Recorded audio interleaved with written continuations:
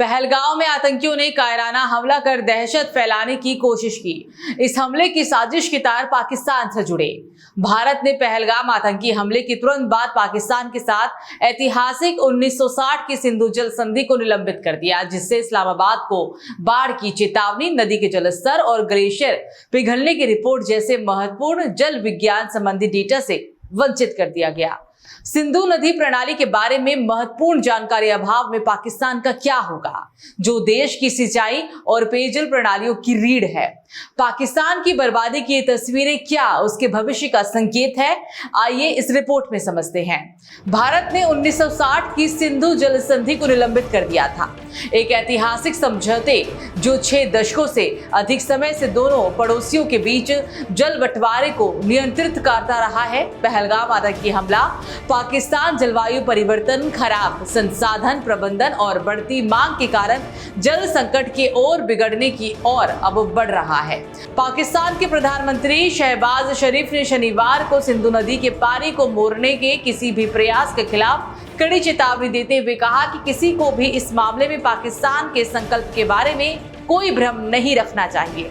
उन्होंने सिंधु नदी के पानी को महत्वपूर्ण राष्ट्रीय हित बताया और कहा कि इस्लामाबाद अपने जल संसाधनों को समझौता नहीं होने देगा और हर कीमत पर अपने हितों की रक्षा भी करेगा। पाकिस्तान में भीषण बाढ़ ने अब तबाही मचा दी है। झीलम नदी के उफान पर आने के बाद अब हालात लगातार बिगड़ रहे हैं। बढ़ते खतरे को देखते हुए सरकार ने देश भर में वाटर इमरजेंसी भी घोषित कर दी है। मस्जिदों से लगातार अलर्ट भी जारी किए जा रहे हैं ताकि लोग समय रहते सुरक्षित स्थानों पर पहुंच सके। बीते कुछ दिनों में लगातार बारिश और पहाड़ों पर बर्फबारी के बाद झीलम नदी का जलस्तर तेजी से बढ़ रहा है। नदियों और जलाशयों में पानी का दबाव बढ़ने से निचले इलाकों में पानी भर चुका है। कई गांव और कस्बों में बाढ़ का पानी भी घुस चुका है, जिससे जनजीवन पूरी तरह से अस्त व्यस्त हो गया है। प्रभावित क्षेत्रों में हजारों लोग अपने घर छोड़ने के लिए मजबूर है। सड़कें जलमग्न हैं और यातायात व्यवस्था पूरी तरह से चरमरा गई है। ग्रामीण इलाकों में कई परिवार सुरक्षित स्थानों की तलाश में पलायन कर रहे हैं। स्थिति की गंभीरता को देखते हुए मस्जिदों से लाउडस्पीकर के जरिए लगातार चेतावनियां भी दी जा रही है। स्थानीय प्रशासन ने मस्जिदों के माध्यम से बाढ़ के खतरे की जानकारी लोगों तक पहुंचाने का फैसला किया। नागरिकों से अपील की जा रही है कि वे जल्दी से जल्दी ऊंचे स्थानों पर चले जाएं और प्रशासन के द्वारा बनाए गए राहत शिविरों में ही शरण लें। पाकिस्तान की सरकार ने वाटर इमरजेंसी लागू करते हुए सभी प्रांतीय प्रशासन को राहत एवं बचाव कार्यों में तेजी लाने के भी निर्देश दिए। सेना और बचाव दलों को प्रभावित इलाकों में तैनात कर दिया गया। हेलीकॉप्टर और नाव की मदद से बाढ़ में फंसे लोगों को निकाला जा रहा है।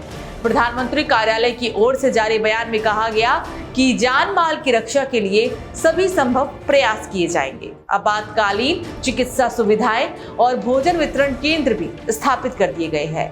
बाढ़ से पंजाब, खैबर पख्तूनख्वा और सिंधु प्रांत सबसे अधिक इससे प्रभावित हुए हैं।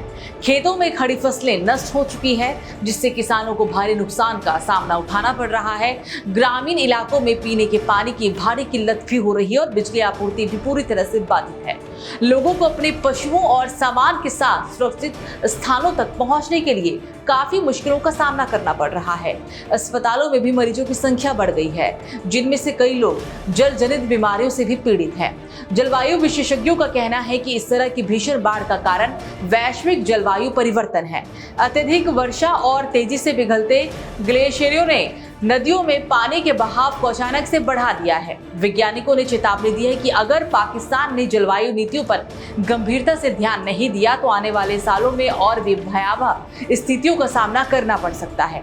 स्थिति की भयावहता को देखते हुए पाकिस्तान ने अंतर्राष्ट्रीय संगठनों और पड़ोसी देशों से सहायता की मांग की। संयुक्त राष्ट्र सहित कई एजेंसियों ने राहत और पुनर्वास कार्यों में सहयोग का भी भरोसा दिलाया। विदेशी मदद के जरिए राहत कार्यों में गति लाने की कोशिश लगातार हो रही है। पाकिस्तान इस समय जल संकट की विकट स्थिति से गुजर रहा है।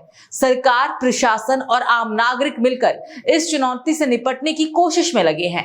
आने वाले दिनों में मौसम के मिजाज और नदी के जलस्तर पर निर्भर करेगा कि हालात कितनी जल्दी सामान्य हो पाते हैं। इस खबर पर क्या है आपकी राय, आप हमें कमेंट सेक्शन में जरूर बताएं।